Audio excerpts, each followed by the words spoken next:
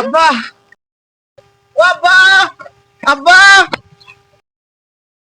আব্বা তোমার জান্নাতে যাওয়ার সব ব্যবস্থা করে থুই আইছি। জান্নাতে যাওয়ার সব ব্যবস্থা করে তুই আইছে তা কি পুণ্যের কাম করছো বেটা?